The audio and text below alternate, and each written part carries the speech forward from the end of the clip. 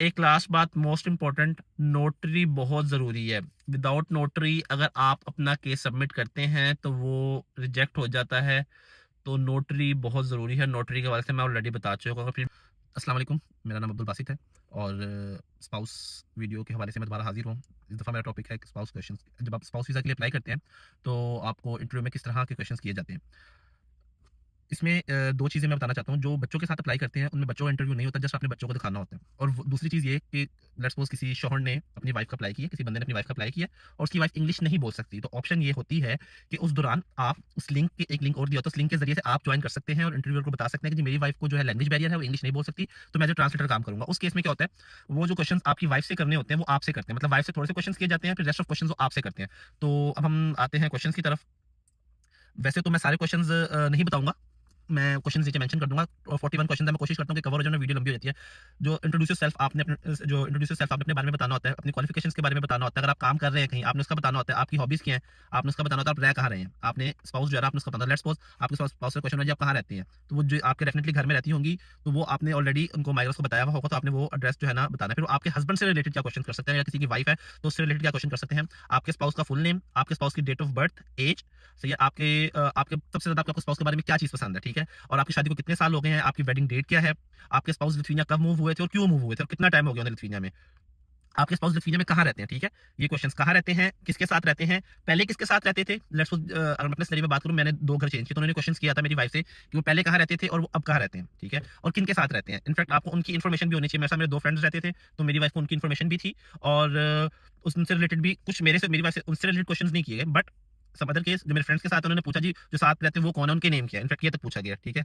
और आपके जो है ना यूनिवर्सिटी का प्रोग्राम कौन-सा है हस्बैंड का, कौन-सा सेमेस्टर्स है, लास्ट 2 सेमेस्टर्स में या 3 सेमेस्टर्स में या 1 जितने भी आपके अब तक हो चुके हैं उसमें सीजीपीए या आपकी परसेंटेज क्या बनती है।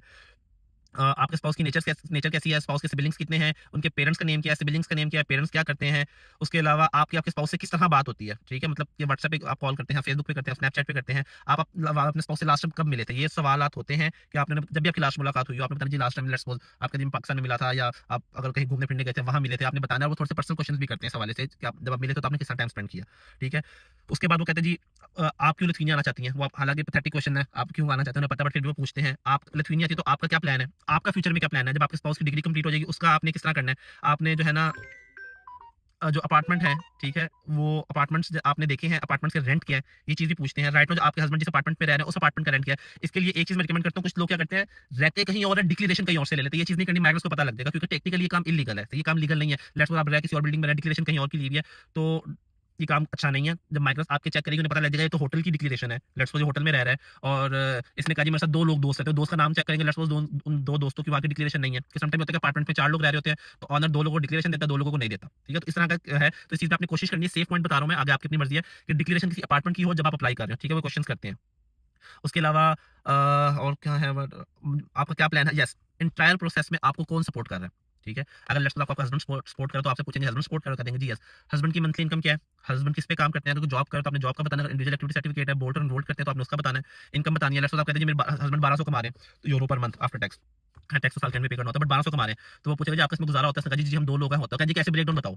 तो आपने बताना जी 3 साढ़े 3 400 यूरो में या 500 यूरो में अपार्टमेंट मिल जाता है, इतनी यूटिलिटीज़ हैं और एज़ हमें फैमिली सपोर्ट भी है। हमारे पास अगर हमें कहा जी मेरा हस्बैंड लेट्स सपोज़ जॉब नहीं भी करते तो हमारे पास इतने पैसे हैं कि हम अपना एक अच्छा टाइम स्पेंड कर सकें। उसके बाद वो आप जिनके चिल्ड्रन बच्चे हैं वो पूछेंगे जी बच्चे कहाँ पैदा हुए, उनका फुल नेम क्या है, उनकी डेट ऑफ बर्थ क्या है, ये सारे मामलात। वो आपसे ट्रैवल हिस्ट्री पूछते हैं, आपने इससे पहले किसी कंट्री में विज़िट किया है। उसके बाद वो आपको पूछते हैं आपने माइग्रेस में बहुत इंपॉर्टेंट क्वेश्चन, आपने माइग्रेस में कितनी फीस पे की है, आपने वीएफएस में कितनी फीस पे की है, माइग्रेस में कैसे पे की है, वीएफएस में कैसे पे की है और आपके हस्बैंड का पाकिस्तान में एड्रेस क्या है, ये भी पूछते हैं। वो ये भी पूछते हैं what's the plan after stay all India and what did you. हाँ, वो ये बाकी क्वेश्चन तकरीबन ये 41 क्वेश्चन थे, मैंने आपको वन बाय वन करके नहीं बताया, ऑलमोस्ट मैंने सारे क्वेश्चन जो है ना वो कवर कर लिए हैं इस वीडियो में। पैरेलल मैं साथ इसकी फाइल शेयर कर दूँगा वीडियो में, ठीक है? नीचे या अगर जिसको इन क्वेश्चन्स की फाइल चाहिए वो मुझे इंस्टाग्राम पे मेरे से राब्ता करे।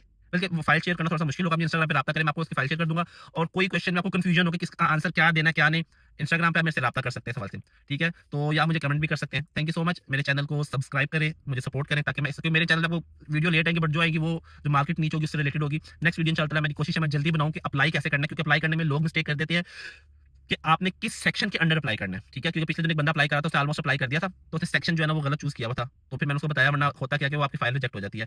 और एक लास्ट बात मोस्ट इंपोर्टेंट, नोटरी बहुत ज़रूरी है। विदाउट नोटरी अगर आप अपना केस सबमिट करते हैं तो वो रिजेक्ट हो जाता है। तो नोटरी बहुत ज़रूरी है। नोटरी के हवाले से मैं ऑलरेडी बता चुका हूँ। फिर भी कोई क्वेश्चन हो इंस्टाग्राम पे रब्ता करें। Thank you so much. अल्लाह हाफ़िज़।